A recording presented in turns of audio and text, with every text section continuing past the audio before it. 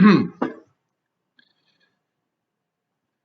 is a bit too early, but I guess maybe if somebody shows up, we can talk for a bit. Wasn't intending to start streaming so early. Hang on a second.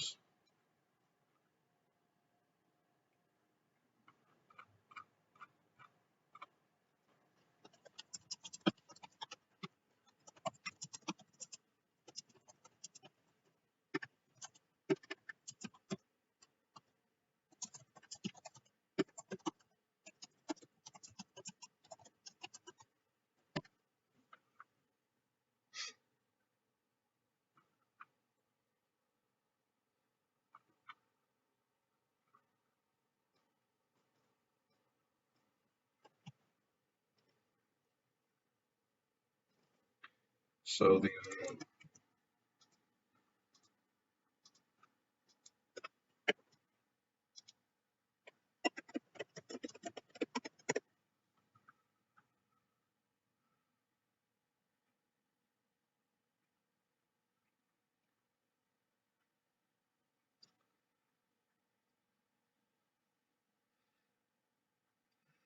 yeah, that's what I thought.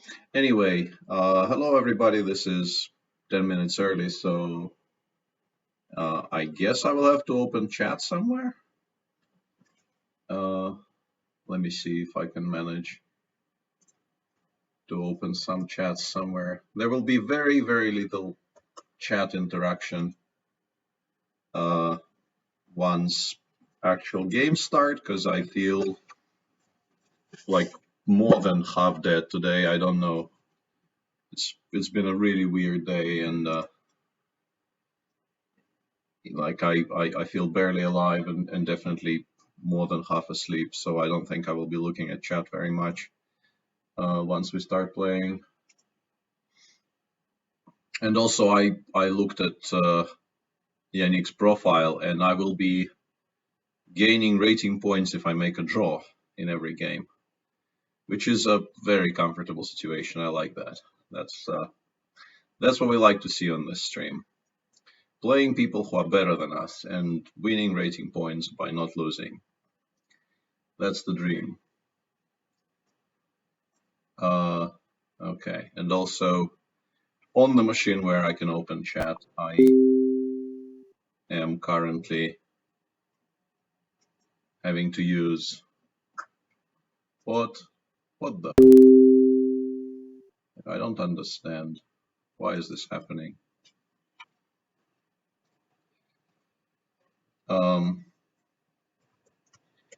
There's been some crashes on the machine where I can open chat, so I'm having to relog in and do all kinds of, yeah, okay. Just 24 chat is not going to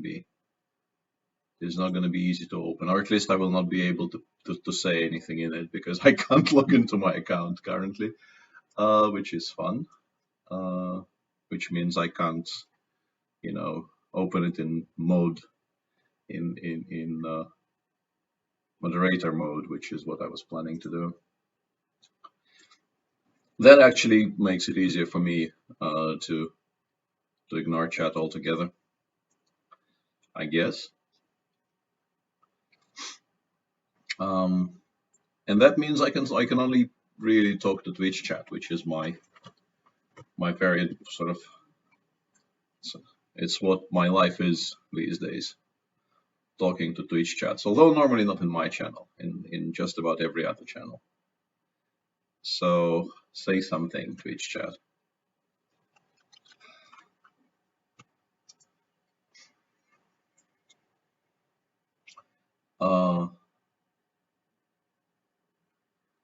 Quick question, in other streams I thought I'd seen Hitchens and or Dylan items in the background.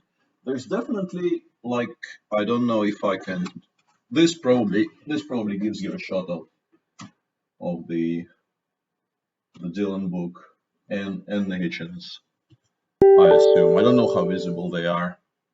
I mean, Dylan is pretty visible. Hitchens, you have to know it's a Hitchens book to recognize it. So good eyesight, I guess. This is very impressive by spy check is. I'm very impressed with your eyesight uh, and or knowledge of Hitchens literature. Uh, but yeah, I mean, there are bookshelves everywhere in this room, so that was one of the requests we made of our interior designer when we were doing this flat. Basically, if there's a free space somewhere, put bookshelves in it.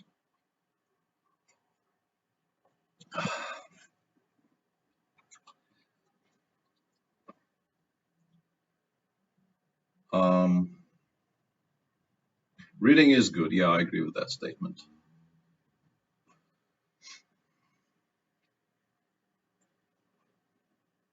How do people like what? Am I streaming in like proper high def or something? How do you see 1Q84 at this distance?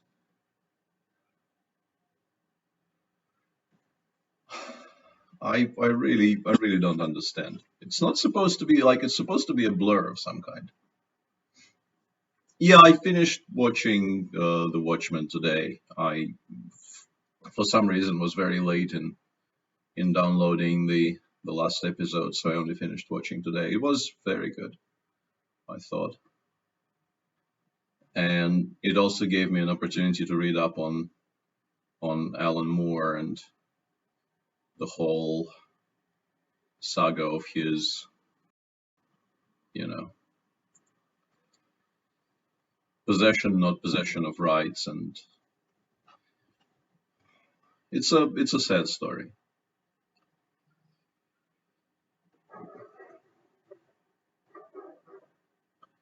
I don't know how like I'm not sure I agree with that statement. Although obviously I can read up some more and maybe you're correct, but I don't know if he's entirely insane. I think he cares a great deal, but I think there's a particularly nice thread somewhere on Twitter by his, I want to say, sister, on the topic of how unfair the whole Alan Moore screaming at the clouds narrative is compared to what life actually is. But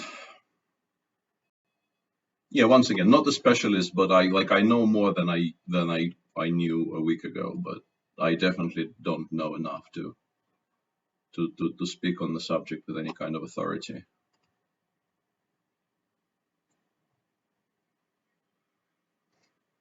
Um, but yeah, I understand it's a topic. I understand like these concerns have been raised before this conversation we're having right now. Uh, yeah.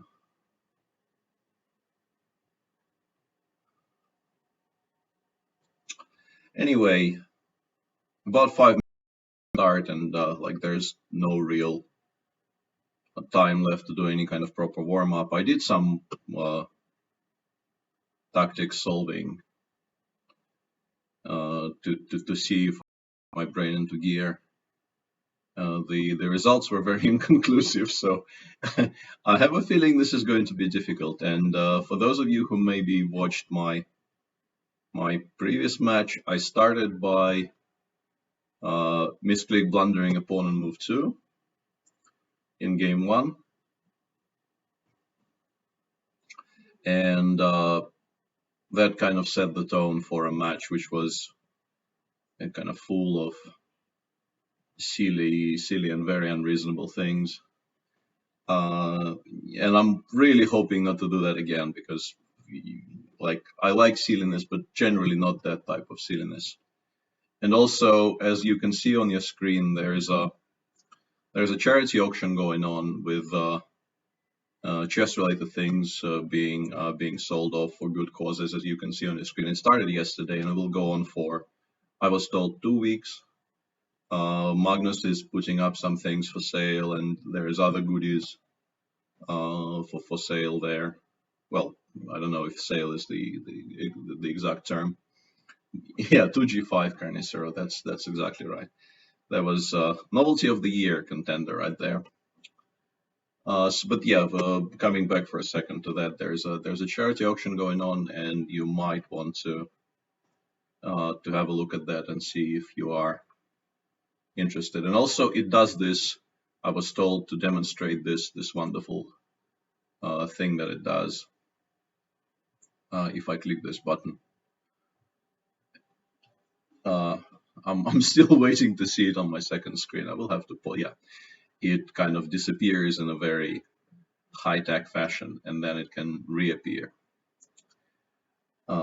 depending on how we feel.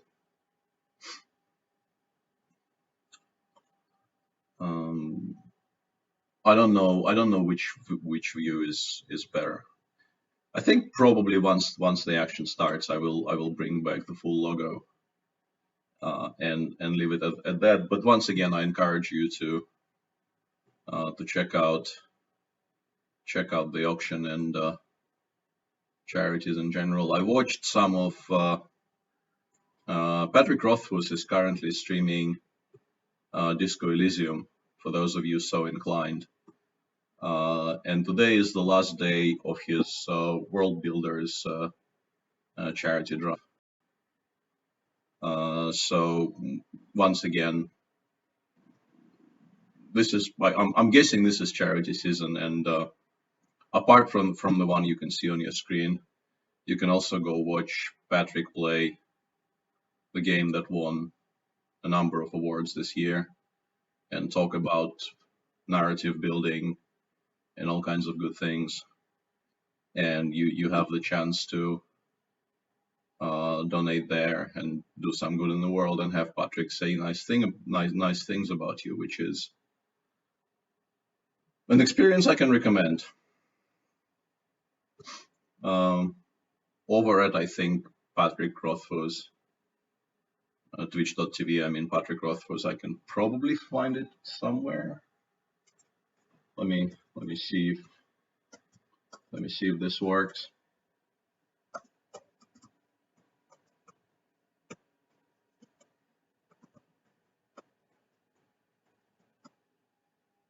That should probably be the correct link for those of you in my Twitch chat.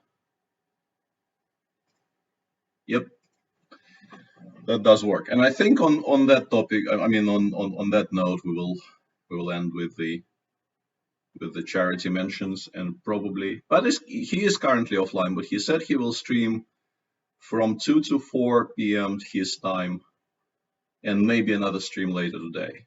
So there should be some Disco Elysium action today, at least one and maybe 2 streams. Anyway, I think we're probably about to start, I assume. Let me just mute all of my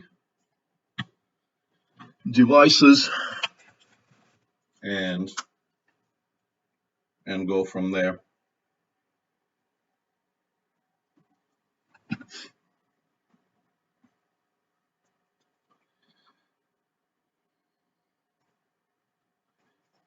Yep.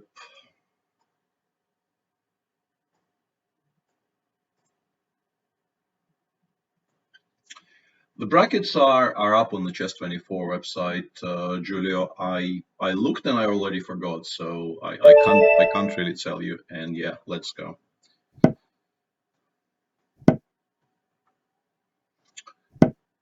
Okay, so let's not play G5 here. First important task of the day completed successfully. I'll go with something solid just to kind of warm up properly. Like I used to, at some point I actually even checked what's happening here. I obviously can't remember, but like this position is actually surprisingly sharp. It looks very quiet, but it actually requires knowledge precisely because of this move c4. It's a lot sharper than it appears at first glance. And I think it kind of pays to actually know what you're doing here, but when have I ever done that? And the answer to that rhetorical question is obviously never. And I'm kind of already planning some kind of semi-suicidal things here, which is really not the way to go in game one, but because he can go knight f5 here. I mean, I shouldn't be doing so horribly after knight f5 because I can take on g3 and go knight f6 and pretend I'm, well, somewhat fine, but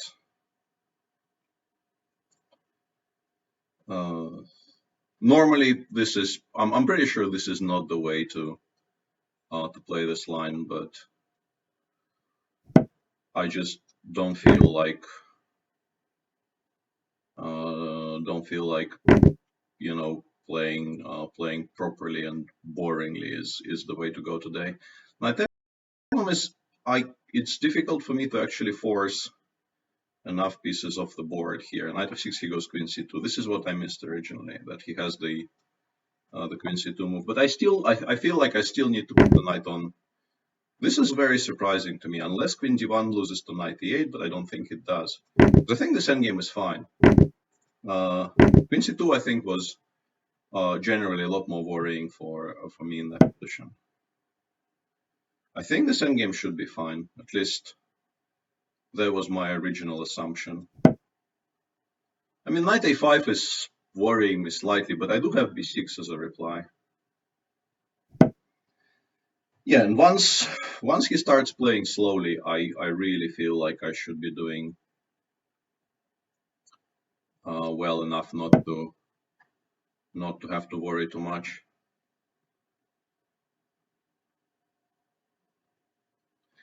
At some point, even b7, b6, just to cut off some squares from that. Maybe I should have played c5, actually. The move I didn't really consider was just c7, c5 here.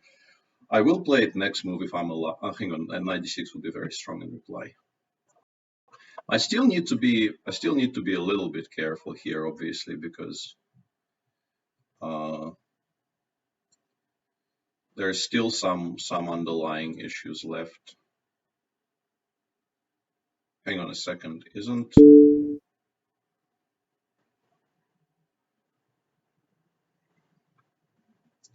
And also we are, like, I definitely, I know that against somebody of Yannick's skill, I need to start playing faster. Because I will just continue losing on time here if I don't. It's a healthy pawn though that I'm winning here, but like it's slightly worrying for me that I might just be running very low on time in many situations. I don't know if I need the knight on d6, but it feels like a decent enough square just to kind of stabilize, put pieces on good positions. Winning a position like this is actually not that trivial, objectively, even if we kind of forget about the whole getting flagged bit, which is obviously a very large topic here. This being me. I'm actually alarmed rook h1 on purpose here. I'm surprised he didn't play it. I thought that was a very important resource for him.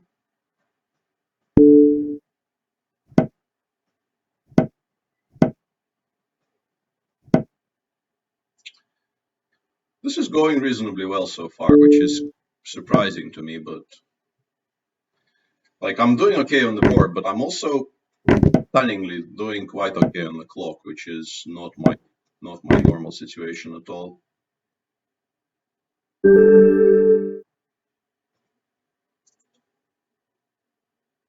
Why are you playing 3 minutes? Because it's the format, like there is an actual format of this tournament.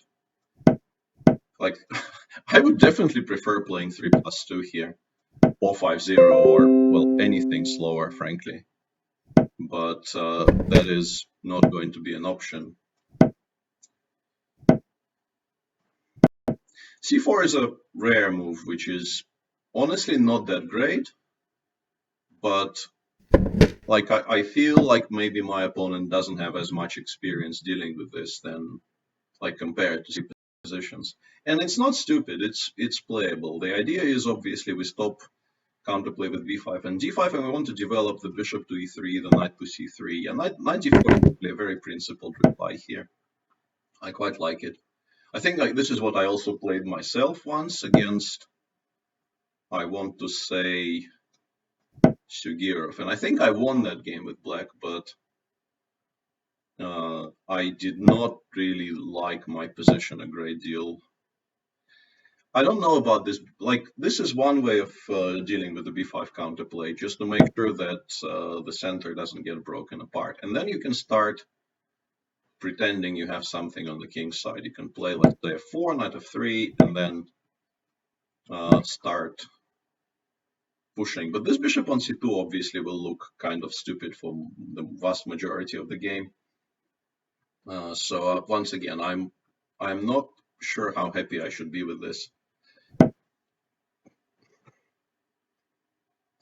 And he wants, I think, like f5 here in positions like this. So this looks really stupid, but also it kind of secures me against pawn breaks here, which is, I think, something that should be quite desirable. Although obviously the position becomes extremely closed, and it's going to be extremely difficult to make any kind of progress. Nice pawn on c2 is, I think, a very fair description of what's going on here. I don't disagree. It is a very nice pawn. This is maybe playing to lose, to be honest. Now that I look at this, it's probably not playing to win, it's playing to lose. Because I'm, like with the queen on g5, I'm never ever, using this pawn on f6 to give any kind of mate. And I think it's a lot more probable that it will become a weakness later in the game. Yeah, this could become an issue very quickly.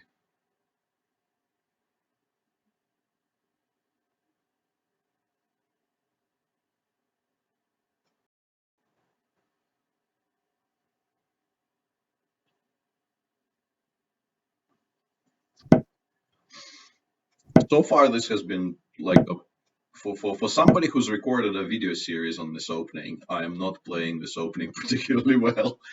Let's put it like this. But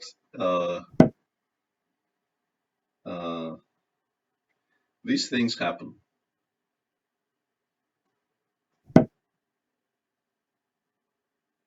Even a3 is a very decent move, and just generally, I don't think I'm fast enough with any kind of counterplay here, such as it is. I might be able to just kind of hold solidly and not lose.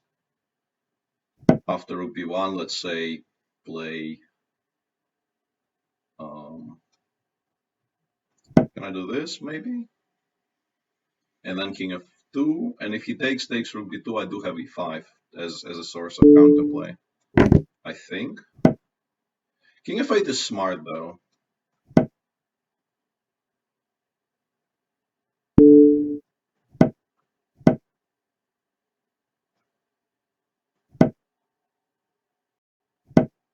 Yeah, and here I was hoping I can get some kind of e5 action going, but actually just doesn't work at all. Bishop b3 will just win on the next move. Yeah, I'm getting completely destroyed here, actually. Just kind of resignable position now.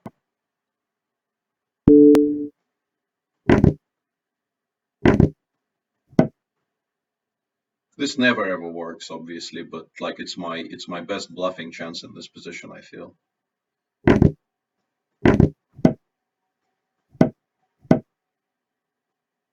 Yeah, this is just resignable. Like if I had one more tempo here, I'd be okay, but well, okay is maybe a strong word, but also probably more than one tempo. But there would be some chances. Yeah, I think bishop c2 followed by 3 was probably like you have to follow it up differently after that. It's not horrible as such, but it's you have to be more precise after.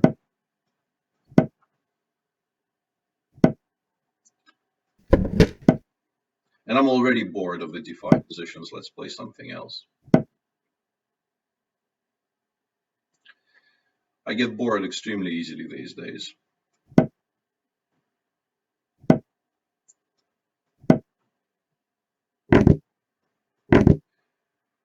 The problem with that approach, though, is that like this is not going to be a lot more fun as well. So It's very arguable, that g5 was still giving me a much more playable position than this, and maybe I should just start playing something else altogether against 1d4. But it feels slightly premature to switch here.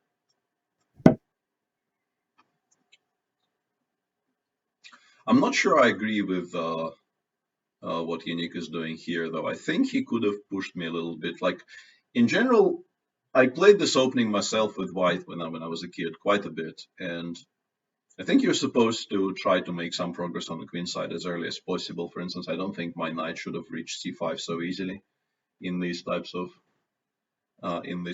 positions. I think it's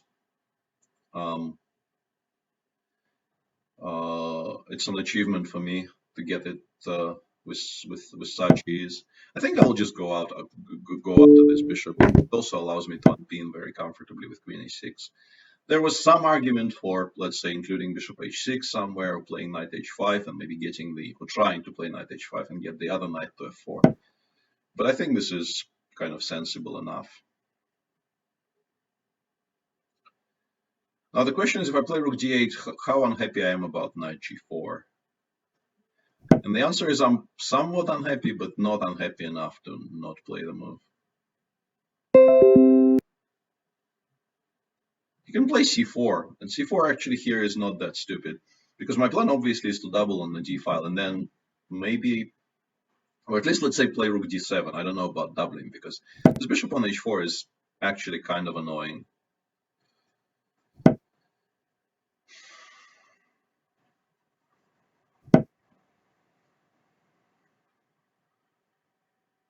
I think I just overestimated my position a great deal here. It's just nowhere near as good as I thought.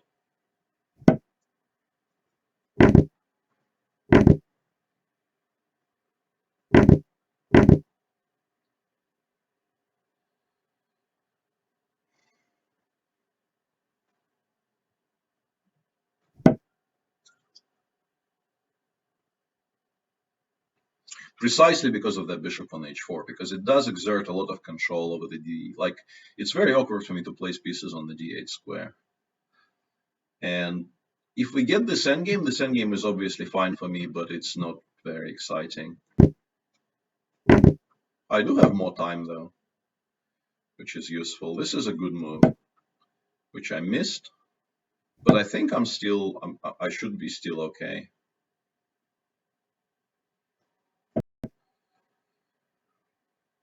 I'm not going to stop the knight from appearing on c4, but I want to stop it from appearing on d6 with check. That's my major concern here.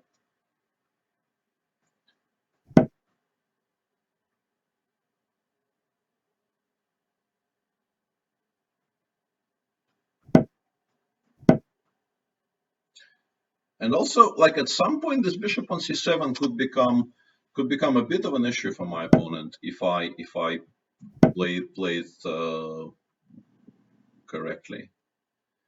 His pieces could at some point become slightly. Actually, maybe I should already start with this. Yeah.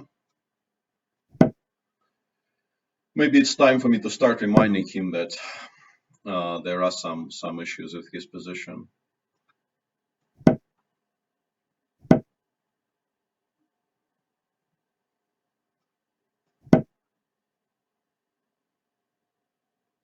Yeah, these types of endgames can become very awkward for white very, very quickly.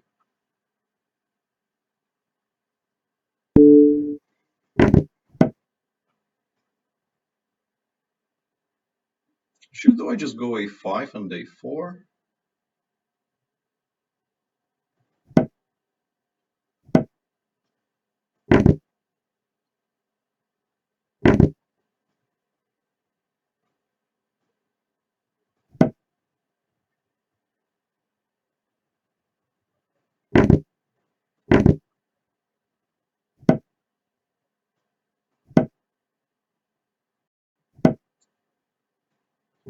Objectively, of course, I should be winning here, but yeah, I shouldn't be qualifying that statement. This is a winning position now. Okay, now to the very important task of equalizing with the white pieces. Somehow. There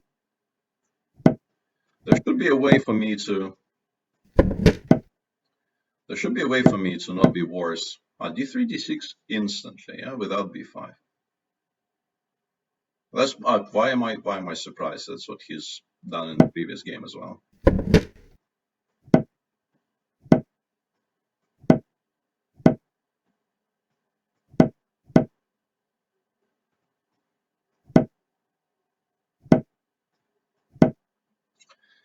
This is some kind of weird, like Zaitsev slash um,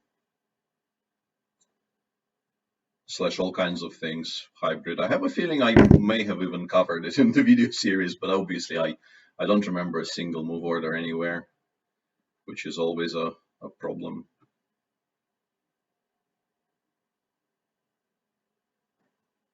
Queen d5, my idea is to play d4. Knight d5, I was also going to play d4, but it's a lot less attractive than one. Maybe start with this. I don't know what it does though. If I play e4, he just plays bishop b7. I think he's reasonably happy about that. Yeah, I wanted to play d4 and follow it up with some kind of queen d3 nonsense, but it doesn't seem to actually achieve anything at all. And this might even be stronger than what I was worried about originally. This is a good move. I don't know why I didn't consider it. I think I'm kind of obliged to play d4 now just because of how awkward everything else is. I am kind of glancing at chat occasionally, but I'm not reading chat. Yeah, I mean, reading chat would be like way too challenging for me at this stage. Do I want to include, like, make him play g6? I think mainly I think queen d3 is a useful move for me. It's more that I want to play queen d3 rather than I want to force him to play g6. I think g6 is like a perfectly normal move that he would most likely be making anyway. But I think the queen kind of belongs on d3 because I want to play bishop g2, I want to put the rook on e1 and so on. And it's just useful for me to have the queen out.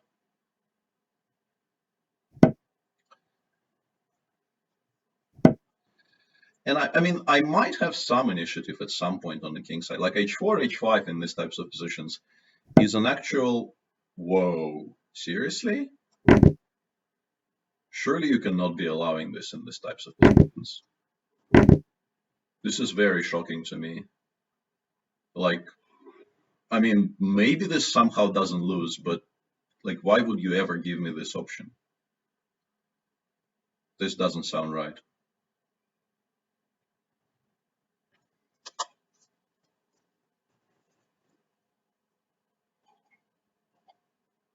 And this is obviously another reason why I wanted the queen on d3.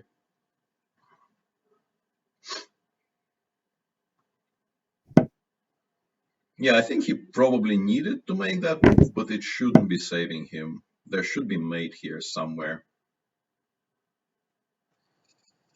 Knight h5, knight h5, queen h7, and like knight g5, knight d4 is kind of annoying. Although maybe not annoying enough. Maybe I can just play like this. I think this might be mate. Because he's just not fast enough to bring any kind of pieces to the defense of the king. I think this is mate.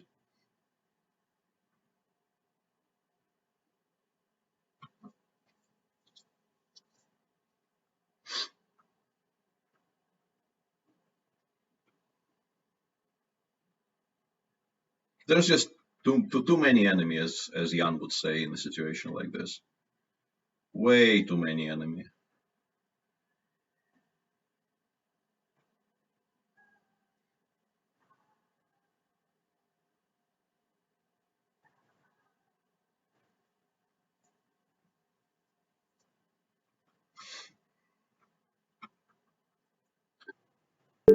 Yeah. But yeah, queen g8 was just a very strange decision by Yannick there. I don't quite understand it. Let's play something else just for a change.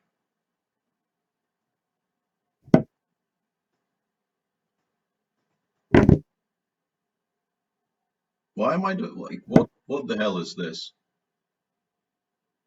Why on earth would I make this move? It's just what am I doing here? It's just so bizarre what I'm doing today.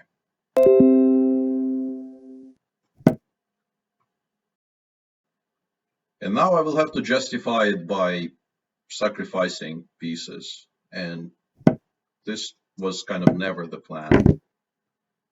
I can sacrifice like more pieces here by playing CB5 and playing for positional compensation. I will probably be objectively lost, but let's evaluate things. If I take on C3 and take on B5, he goes knight G5, and my position. But hang on a second, maybe it's not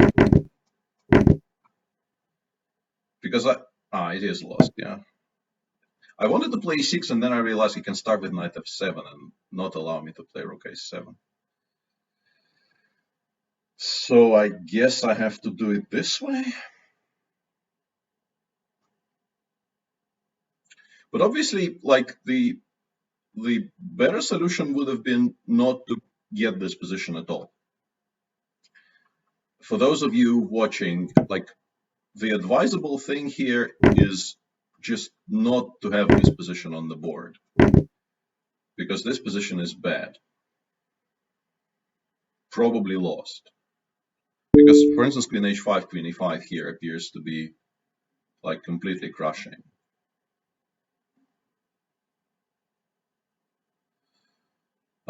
How crushing? Completely crushing. Is it completely crushing though?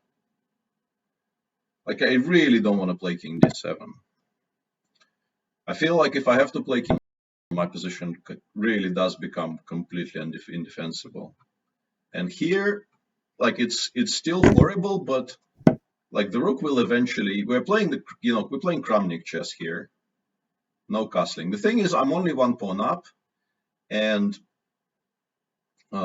he can just play, I don't know, g3, bishop g2 castles, or bishop e2 castles, or h4, h5. And like the thing about my position here is that it's impossible to improve it.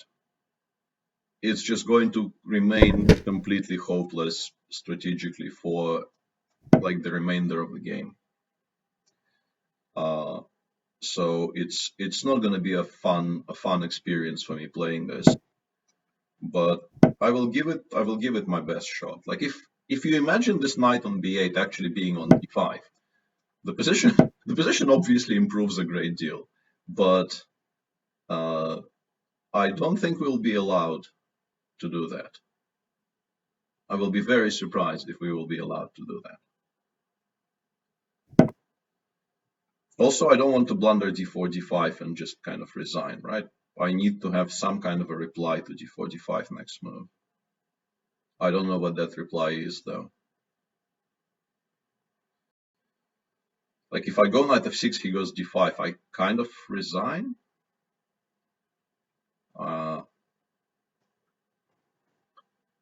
There's really no better choice, though, which is very annoying.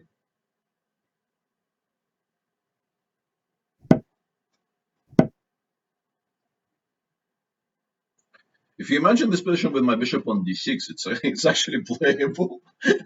Like you need to do some very creative teleportation things here for this position not to be completely resignable. I'm not sure I like d6 though, because it actually connected some of my pieces. I should still be completely lost, but yeah, I mean, I should probably stop the sentence there. I am sort of completely lost here because bishop e6, rook fd1. Just important to play rook fd1 and no, rook ad1 also wins. Yeah, okay. So yeah, a4 d takes c4 was basically, it was slightly better than the infamous g5 move against Eric Rosen, but it was basically a misclick. I was not intending to make that move in that position, if I'm honest with myself. And then I started compounding my mistakes, and it kind of went downhill very quickly.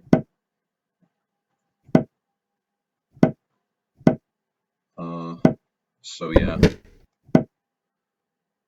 And I will continue playing some stuff I have no idea about just because obviously boredom boredom is a hell of a drug.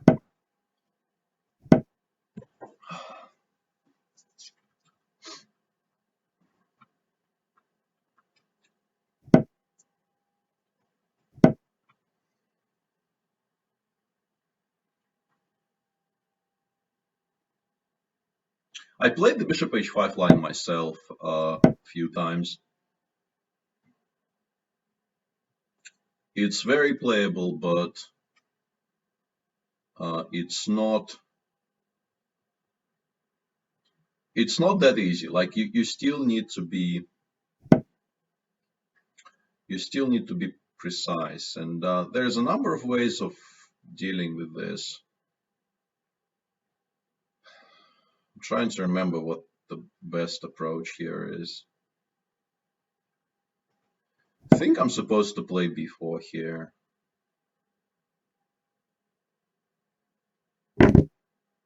Although I'm not 100% sure about this now. Now that I've had some time to kind of rethink my approach, I have a feeling this probably is not the position in which I was supposed to play before. But pretty sure it's not because of this, because I think these positions are actually quite dangerous for black. I just like it's important not to blunder bishop g5 here. That would spoil my position quite a bit.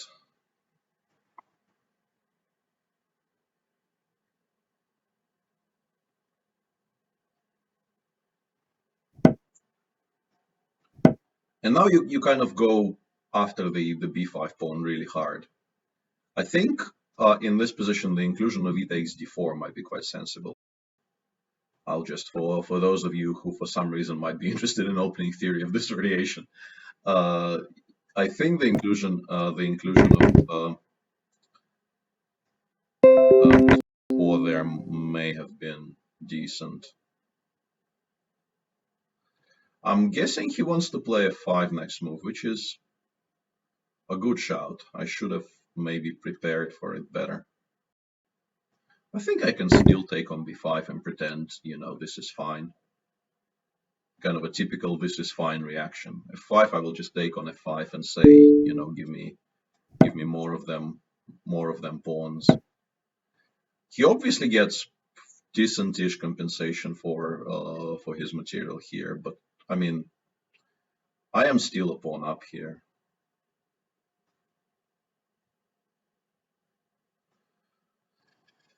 I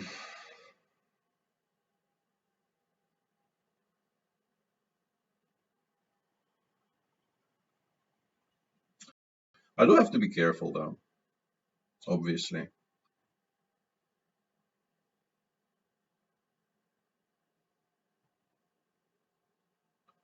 It's a tricky position to play, and yeah, I'm not sure how best to treat it. Like knight b3 is an interesting idea, but it could backfire quite badly, and I feel like I already kind of realized why it's bad, which is not great news for me. I'm just not in time to lock down the queen side here. I should have done more or less anything else.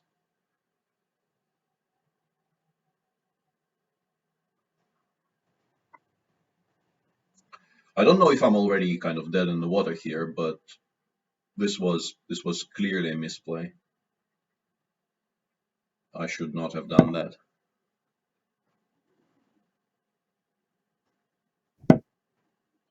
And yeah, you have to switch to kind of damage control here. I had to return my wonderful extra pawn to kind of stabilize. And yeah, this is a very precarious kind of stability. And also, I'm very low on time here, which will become a factor eventually.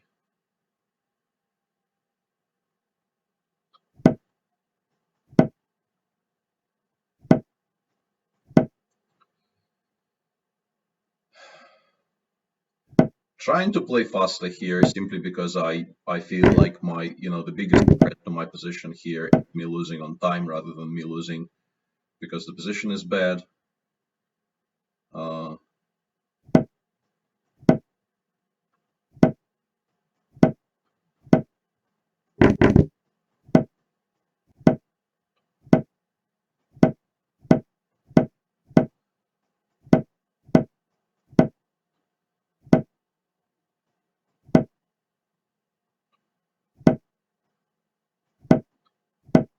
this, yeah, I just lose on here. It's quite clear.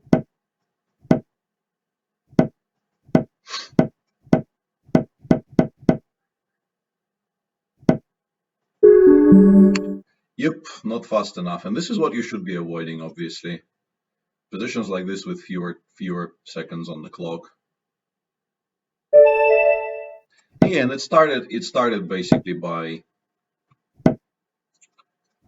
me playing knight b3 in that position. I didn't really need to play knight b3 there.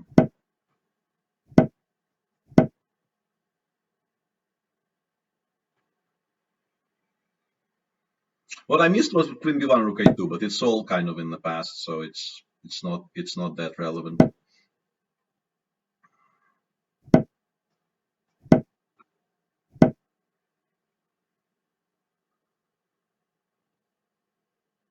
Another position of which I know nothing. Fun times.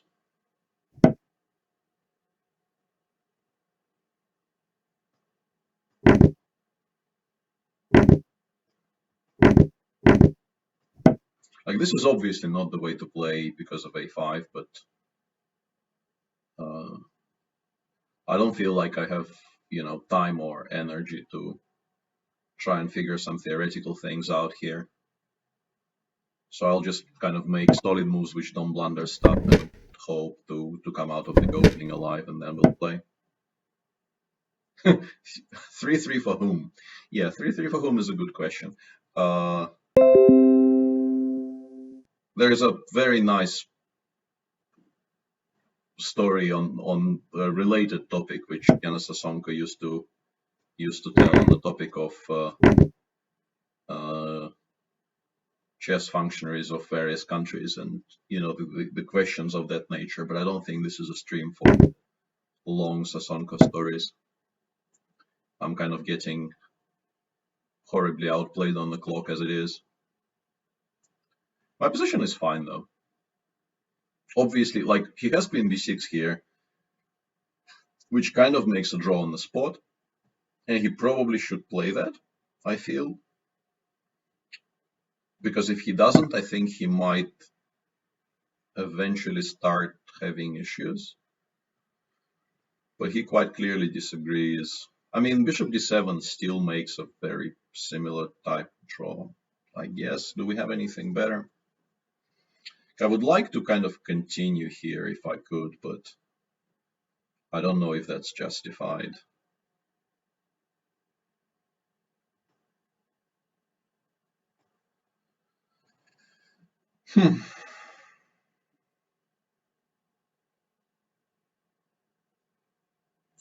Bishop d7, I thought bishop d7 was very strong, but there's knight e5, which is what I missed originally. But okay, let's pretend that we are, a fighting chess player of some sort. This is not a good move. I mean, normally you play bishop d7 there, and you take the equal. I don't know, like, why did I think I would be playing for a win this way? Now that I look at this position, it's just completely beyond me. He still has knight b6. But like, on the other hand, I should not be worse because I do control the e1 square. He has no way of attacking my weakness on e6. So I'm actually in no danger whatsoever here. But yeah, it's very, very difficult to make an argument I was playing for a win there by doing this.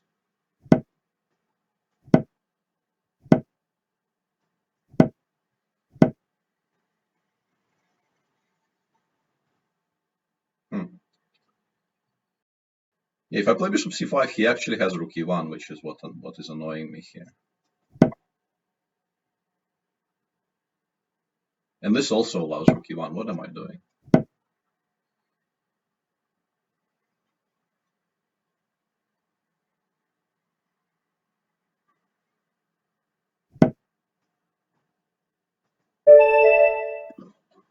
All right, so first draw of the match, and we return to the problem color with the white pieces. Yeah, let's, I don't know, let's play something else.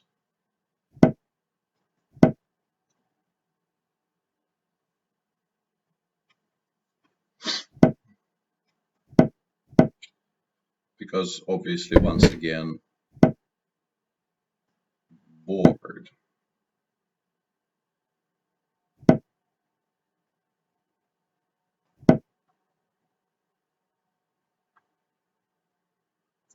Is the sound too loud? Let me just do this maybe.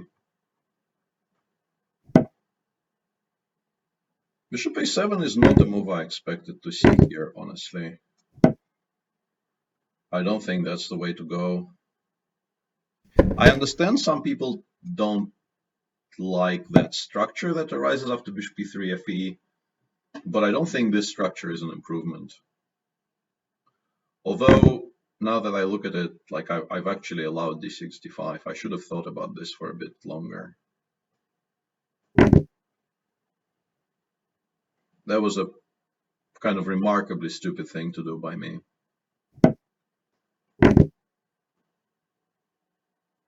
The fact that there's a rook on a7 might make it kind of playable, but yeah, that wasn't great. That wasn't great at all. Now we kind of need to pay attention to knight b6 things, but I think I can, for the time being, I think I can ignore it. But also, why should I ignore it if I can play knight e4? I kind of glance at this child Gadzinishka, but I don't read it. I mean, this is going, I wouldn't say badly, but like this is problematic enough without me trying to pay attention to what's happening in chats. Like it's exactly as much of a difficult fight as I expected going in, because my opponent is good and I'm extremely rusty.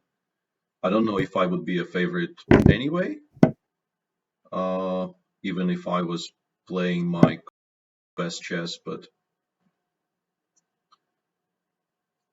you know, in my current state of extreme rustiness, I definitely don't feel like I'm favored here.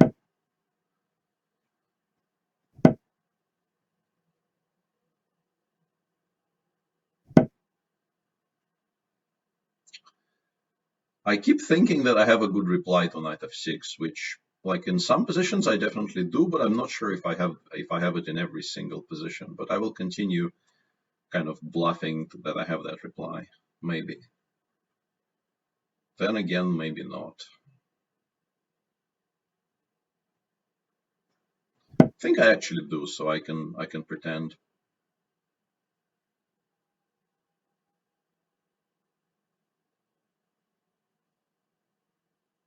And you kind of have to play quickly on the king side here, because if he stabilizes, I don't know how much. I didn't really like his up the light squared bishop, because this bishop on b3 is currently quite a strong piece. But despite all that, this is still like black is extremely solid, and you have to play quickly. You have to start creating something. And he keeps on giving me all these tactical shots, and none of them work. It's very aggravating.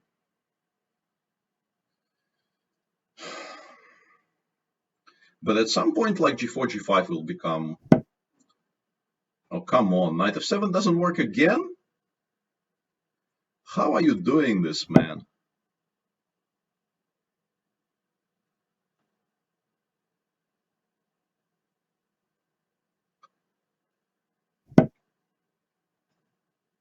Okay, we've achieved something at least. Oh, we've achieved a lot, actually. Okay, I am no longer worried about my position. I'm kind of worried I will still manage to lose it on time, but I'm no longer worried about my position. My position is quite nice here, because he just doesn't have moves.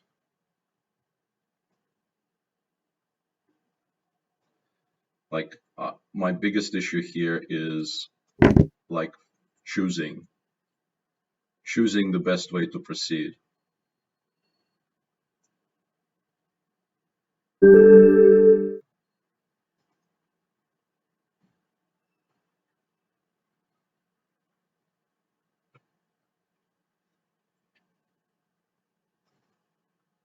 Okay, it's back on. Let's continue our Slav adventures. I don't know, like I'm actually playing the Slav not to play the bishop g5 thing, which is honestly quite remarkable to me because like bishop g5 is one of the least threatening things you can face if you're a Grunfeld player. And I faced it for one game and I just switched to something else. And that is quite something. I think now we are supposed to accept this pawn sacrifice and just play this position.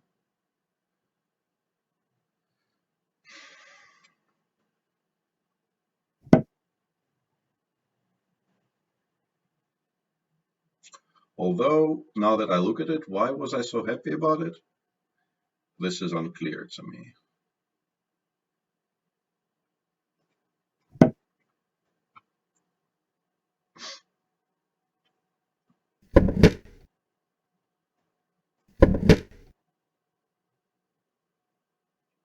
Knight d2, yeah, I'm just sort of much worse here. Bishop d6 was a horrible, horrible move.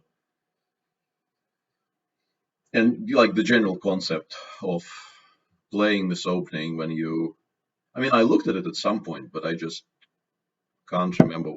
Bishop f4 is slightly confusing though. Like it's a good move, but I thought knight d2 was just crushing. And this gives me some play. I don't know if you can describe this as play, but like it gives me moves to make, which is more than I had earlier.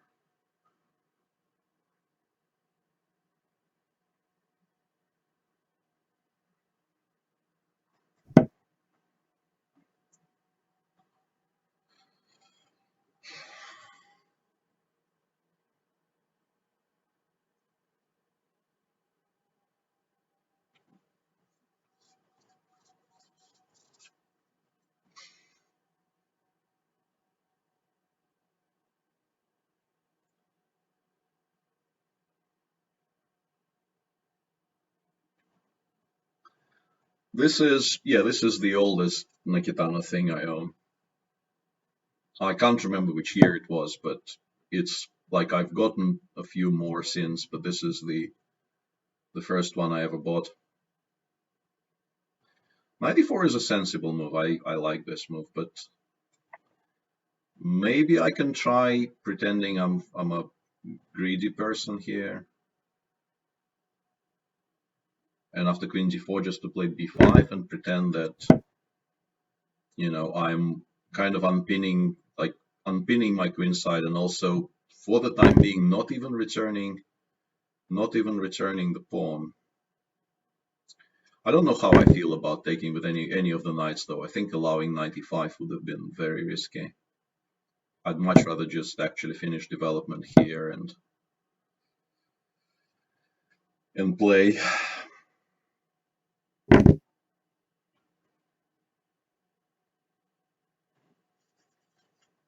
I thought I can play rook c8 here, but it actually has some tactical issues. It's very possible I'm still worse here,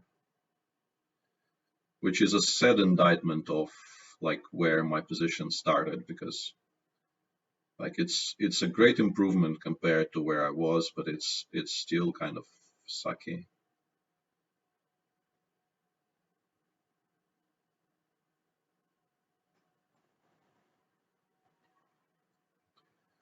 Also, spending 20 seconds on that move was probably a very, very large mistake in practical terms.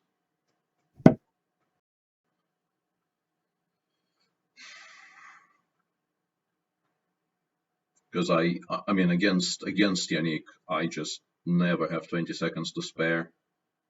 it's just never a great idea to do this. This gives me additional hope though, because like there might be, I think in general I should be quite happy about giving up this bishop for one of the knights and just starting to jump. Like I might be back to being completely okay here actually.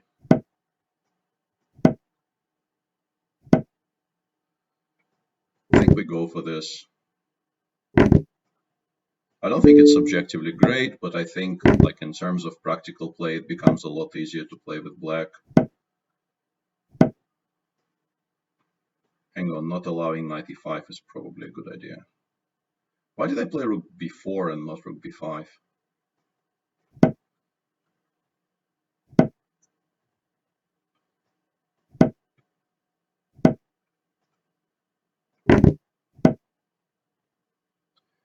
Okay, so he's going to give me mate here.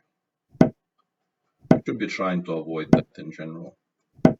Okay, queen takes e6 is a strong move I should not have allowed. This is a bit ridiculous.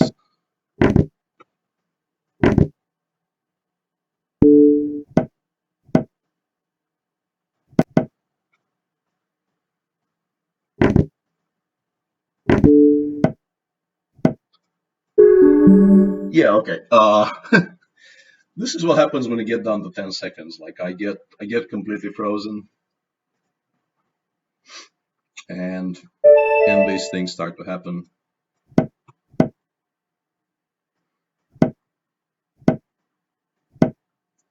I should be trying to finish games earlier than this. Some way.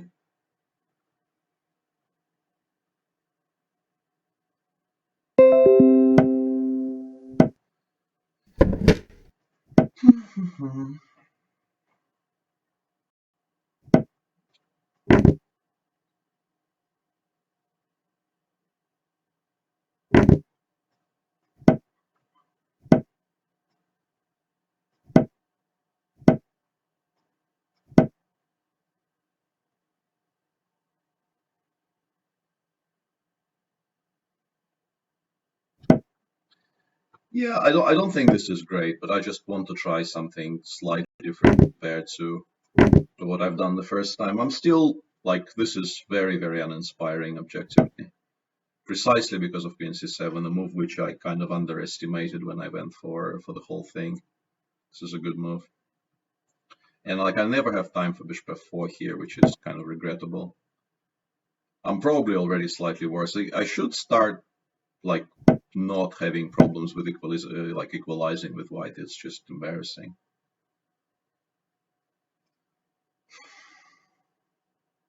Like his bishops are just so much better than my bishops, and the queen on d1 is kind of bad.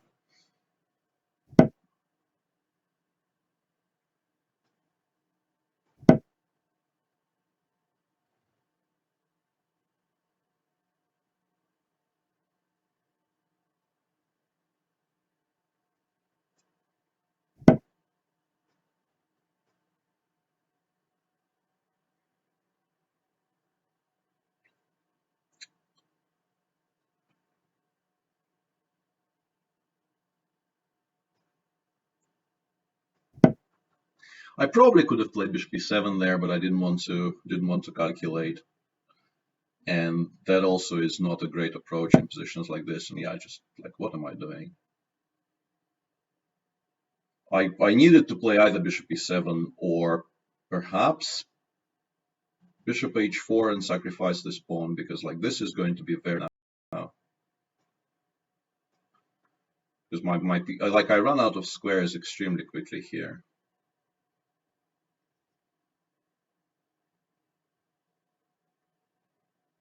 And I kind of knew that and still played it, which is the most annoying part about it. This really shouldn't be a surprise. This is not a good move, but I just feel like if I don't do this, I will die slowly, and I would much rather at least force my opponent to calculate.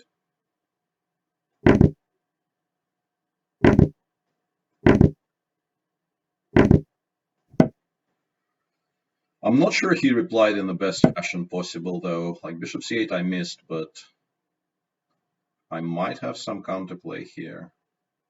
Or not, like, I don't know. It's very possible none of this works. But he does have to slightly worry about bishop takes h6 things.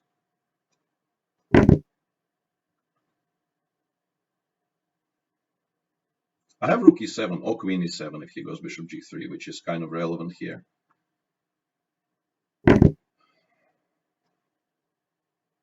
Yeah, and I feel like I have to. Like, if it doesn't work, it doesn't work, but I feel like I have to.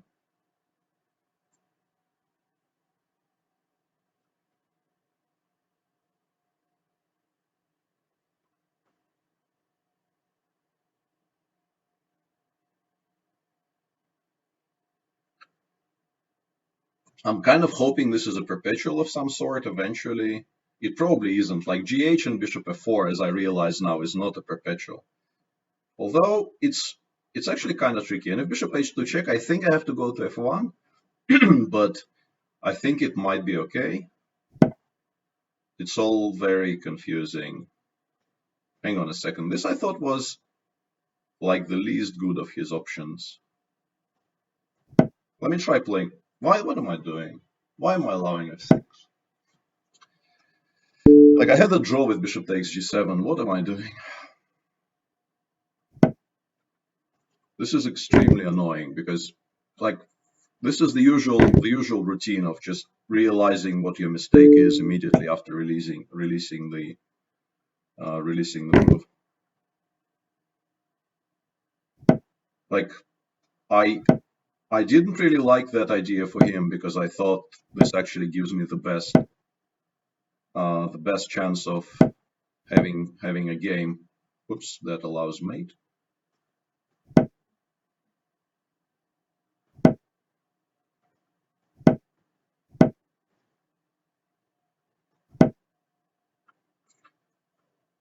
Yeah. Bishop g7 was just a draw on the spot, and then I decided that for some reason my position is good enough to play for a win, which it clearly wasn't.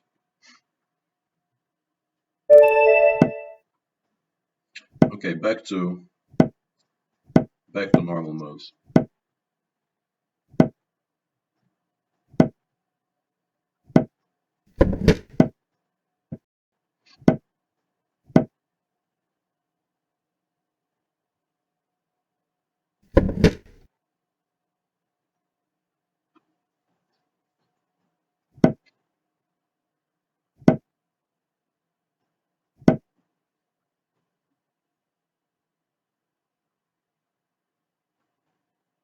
I'm not sure why he played b4 and not c4 as he's done in the previous time we had this position. And this is like I thought this was clever, but the more I look at this, the more I think this is very probably not clever at all. But I'm kind of committed by this point to this weird idea of playing a5 and c5 here. I don't really like it anymore, but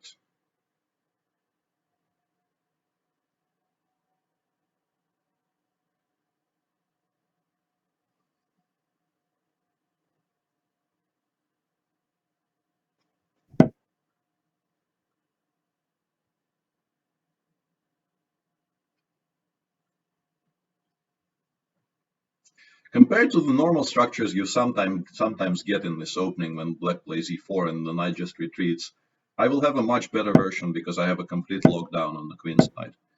So I don't have to worry about him, breaking anything open on the queen side here, which is a huge improvement. But like already knight f8, I feel like it's a mistake.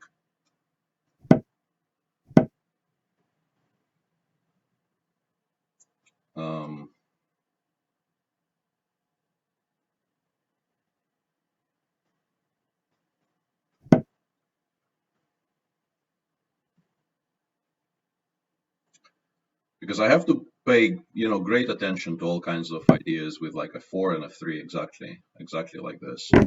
And I don't think my play makes a lot of reply to it. Like, these two moves don't really make any sense in connection with each other. Like, my intention was to play knight g7, but I have a feeling I might just be kind of losing by force here. This is extremely risky what I'm doing.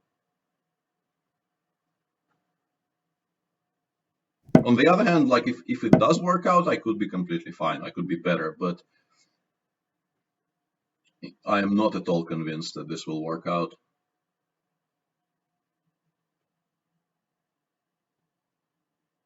This is a very, very committal plan, which, like, for instance, bishop f6 g4 is a thing I should be worried about, and also bishop f6 e4, as I now realize, which is something I completely missed.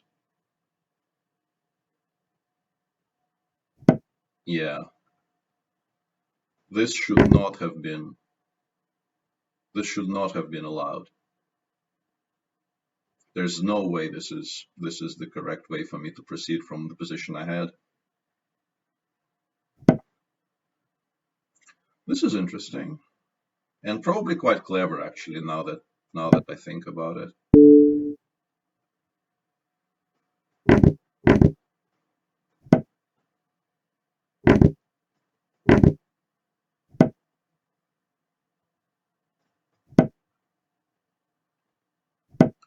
This should be, like, once again, I'm probably completely fine here at least, but will it matter is the big question, obviously. Like, I've had good positions in this match prior to this, but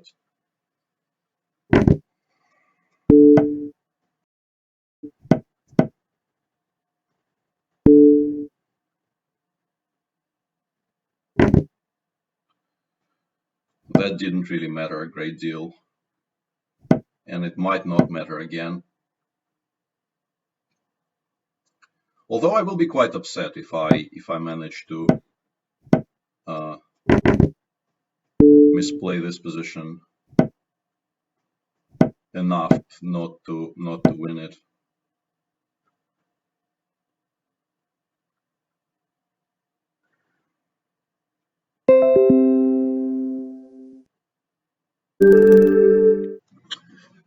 Okay.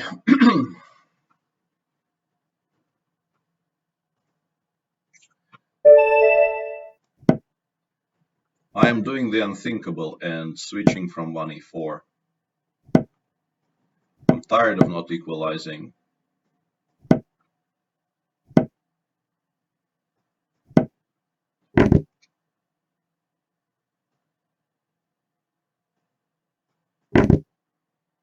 This really isn't the way, but like, I feel like the black players are a lot more happy when they meet g takes e3 there, because they have a much clearer idea of what the plans are.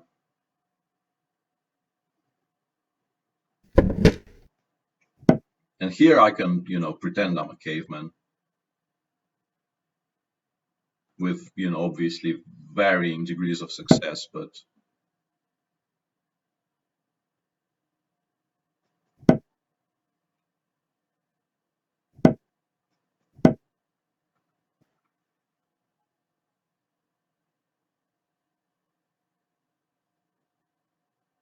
this is probably a bit too ambitious.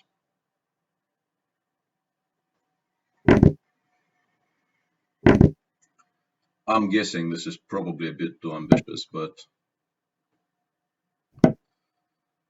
yeah, you normally want to develop some pieces before doing these things, and if you don't, you will be like, yeah, like the position I have currently is just flat out bad.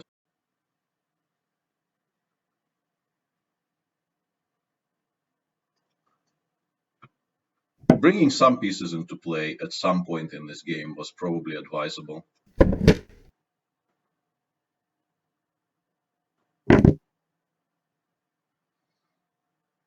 I don't know why he continues giving me this option. Ah, okay, because he has queen d4.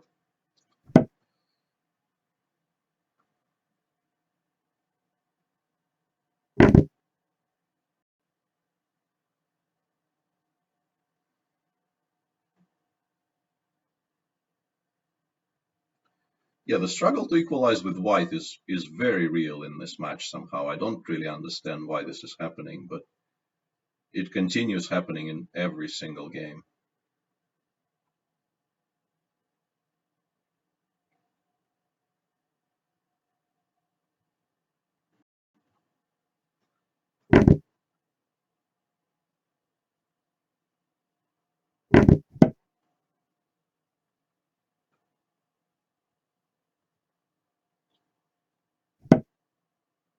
I think this is smart. This is the move I was worried about the most.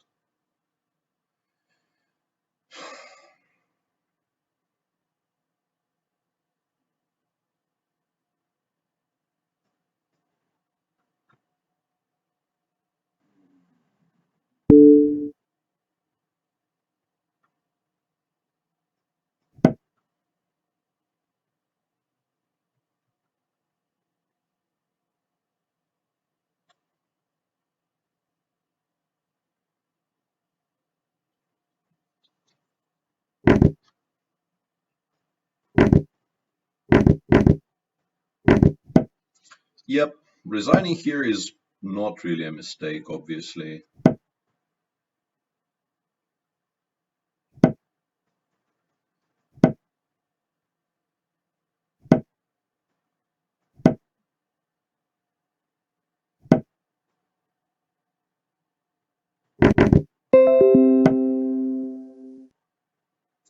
We'll hold off on that, but like I don't really expect to save this ever. But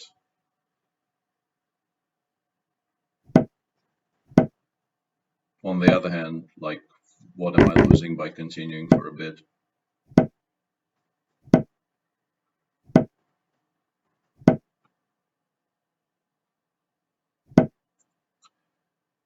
Uh, Bishop d4 was actually a bit of a mistake because this is by far the best position I've had in a while, and I probably should start concentrating again because I have legitimate drawing chances here for some reason, which like I don't deserve.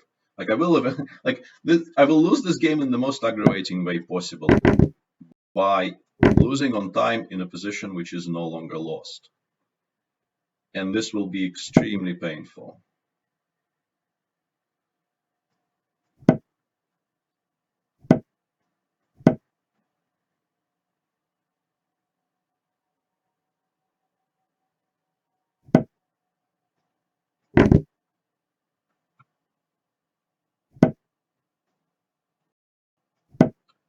Yep. Also, the rook is hanging on h5. Yeah, going slightly mad here. I should probably stop just tilting about my opening choices and play normally. That might be an idea.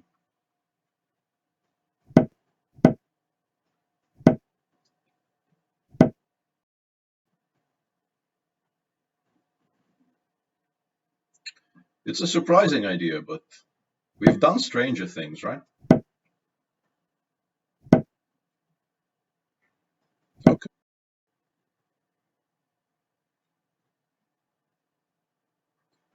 I've actually played that opening one time in my life, somewhat surprisingly. It's gonna be fun trying to remember what I was to do here, though.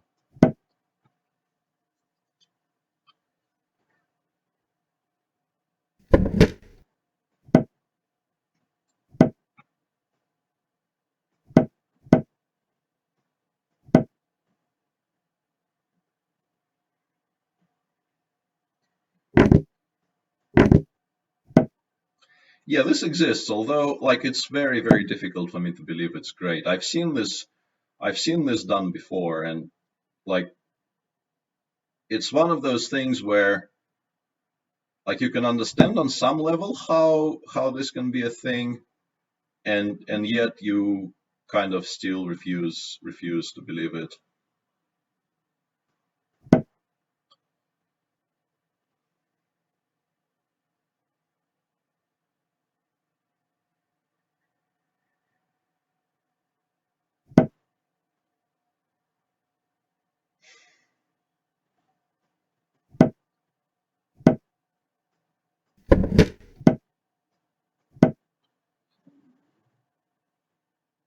Yeah, I'm probably just completely lost now because of the queen on a7. If the queen was on a5, is just such a clever move there by Yannick. I really like how he's playing this game. Uh, because this is just now so far away that it kind of never comes back. I don't understand this move though. But like regardless of what I do, these pieces never actually come back, which is the upsetting thing here.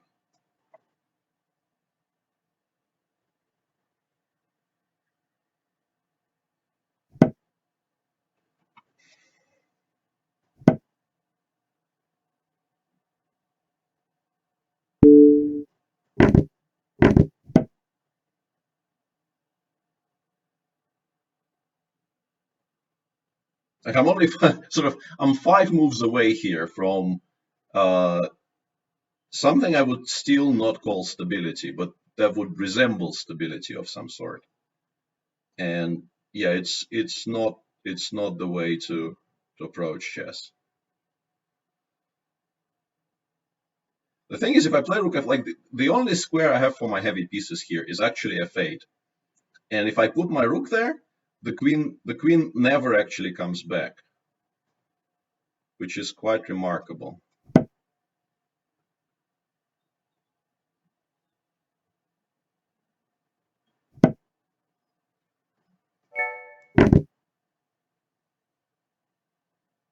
Should have played bishop c6 first, but okay. Because now after bishop f7, I probably resign. No, okay.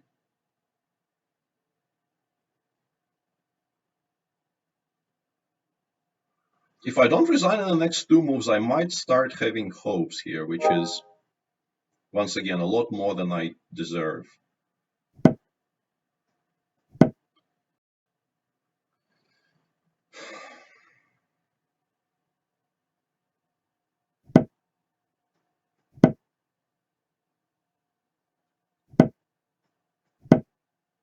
That was such a horrible move. Why am I allowing bishop g5? Jesus. Maybe this is the reason, but like I feel like I'm trying to mate myself here, which is, once again, not the way.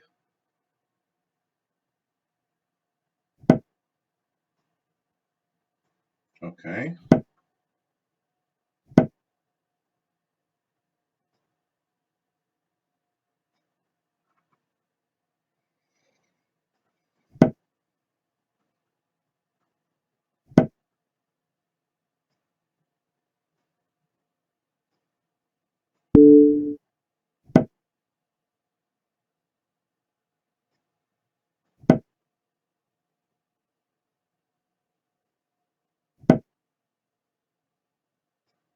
Okay. This should not have been by my opponent, obviously. This is a huge improvement.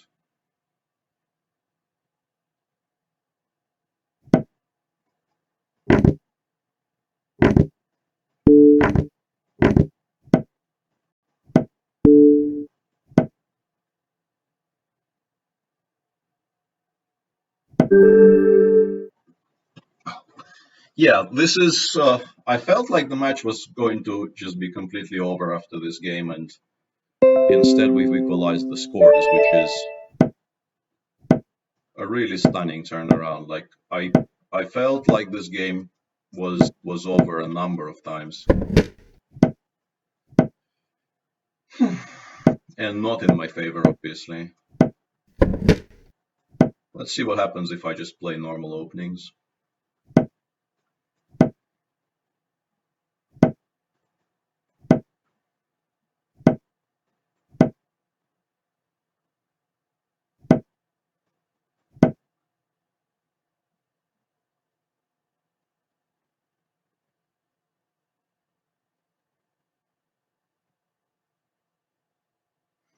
I think they're supposed to play d5 here and make an immediate draw, but knight b8 also exists, of course. This is like very, very old theory. Well, I think the first game I ever got published in the Chess Informant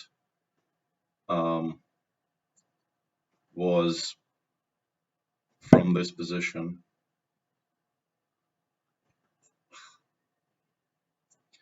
And obviously I don't remember the move orders. Pretty sure you're not supposed to play knight h5 so early though.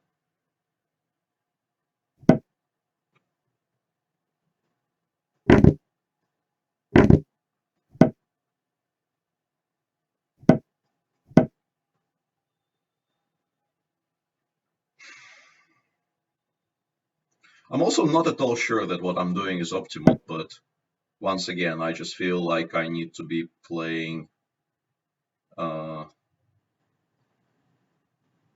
sort of quickly here and just trust my ability to make sensible decisions. Because I do understand these structures reasonably well. I just haven't had any practice in them in ages and ages.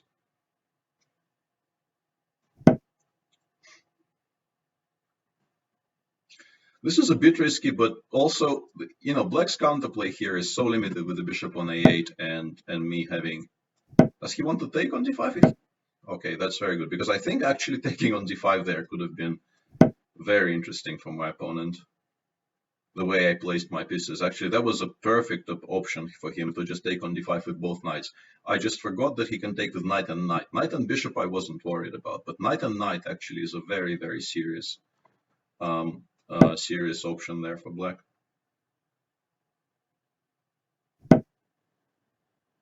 Okay.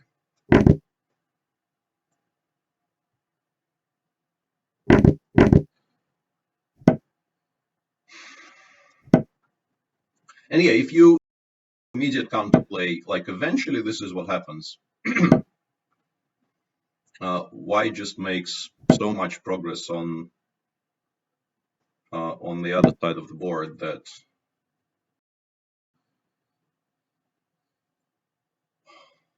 it gets quite unpleasant for black. Although I still, because my pawns are where they are, I should still be paying quite attention here to what's happening on the king side.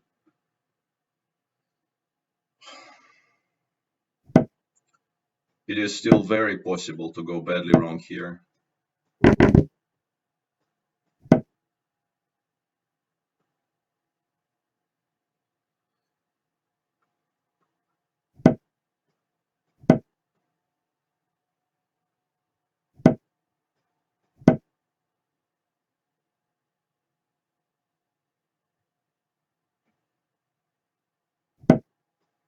I think just doing this is fine, because I think without that bishop, this kind of counterplay is just never fast enough.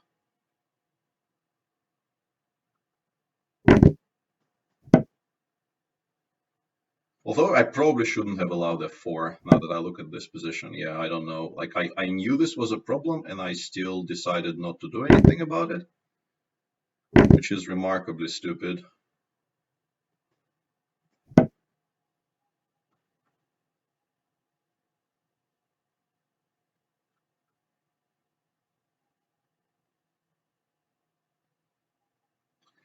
I feel like I should still be okay somehow, but king h8 scares me a great deal here, yeah. Like this should never have been the position on the board. Like there's zero reason for me to allow any of this. Zero reason.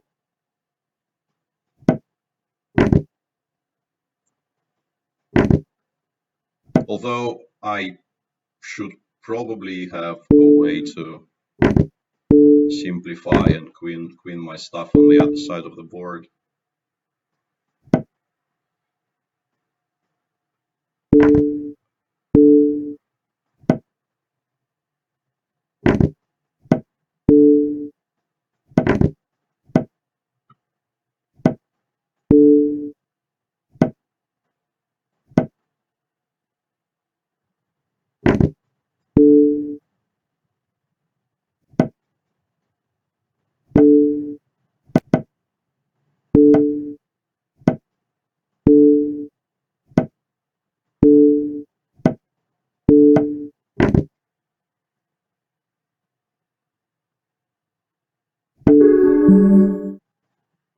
And that actually was kind of unfortunate, because also my connection lagged out. Like I lost on time from what looked to me like 4.5 seconds, which is not the way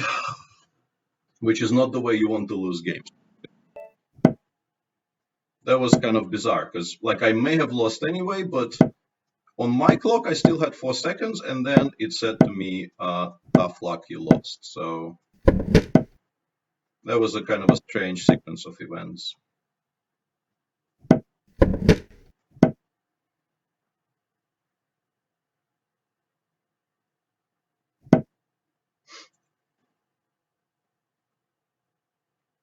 Didn't really understand that like those two things in quick succession kind of confused me.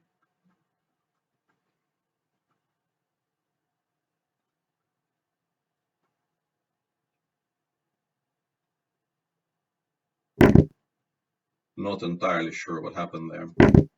Yeah, this is quite clever because now he gets to play, a very safe position where he's slightly better because his bishop is out of the, like, I have a bishop on c8, has a bishop on g5, so obviously he's a little bit better here, although actually maybe not.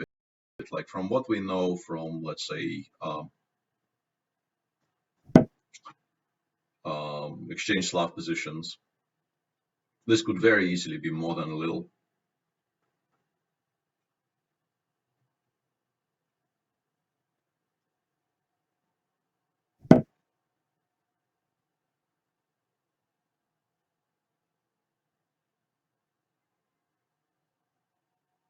Yeah, I'm just not going to enjoy this game very much.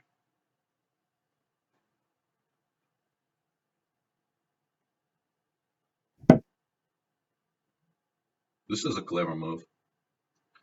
This is a very clever move I completely missed.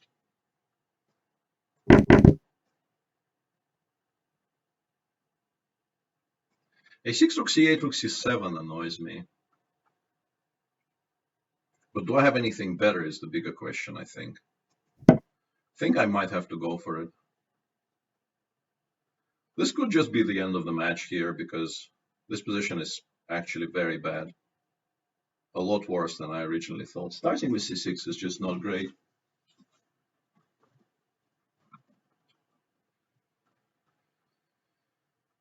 Also, I mean, if he just goes bishop a4, I'm in trouble, but that's like a whole different question. Rook c6, there are some like tricky ideas of rook c8, rook c2, which probably don't work, but they could be my best shot, frankly.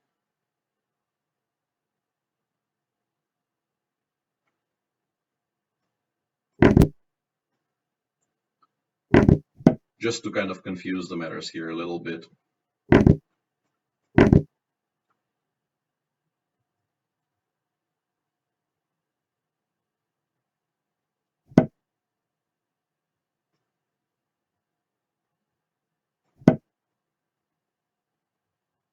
This is sort of the big idea here, that I can go after this bishop on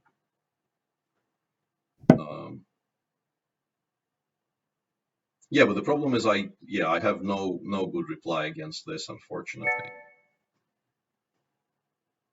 So yeah, this could just be the end of the match here.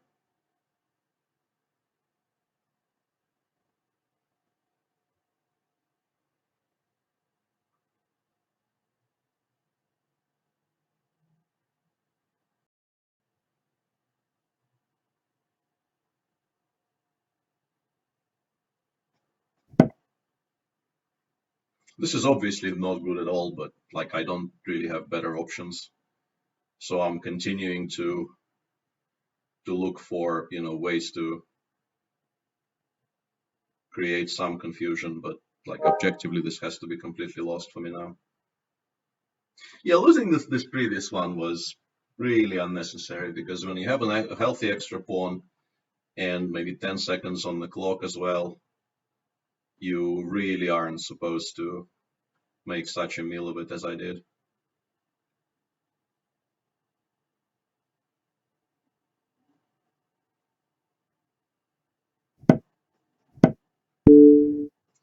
Yeah, I don't think bishop b6 check is the is the best way there. I think just continuing with bishop h4 and not giving me this rook takes d4 resource was cleaner. Not to say that this is not good for him. It's quite obviously still is very good, but this at least gives me hope, or some hope. I don't know how much hope. Some hope.